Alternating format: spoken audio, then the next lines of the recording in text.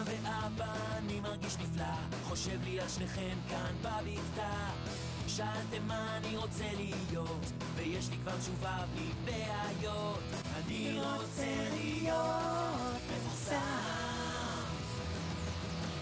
קרוב לשמש, אני רוצה להיות מחר. תארזו תיקים כי ניצחתי כבר, שום דבר לא יעמוד שוב בדרכי, זה כבר בכיס שלי, כי אני רוצה להיות מפורסם.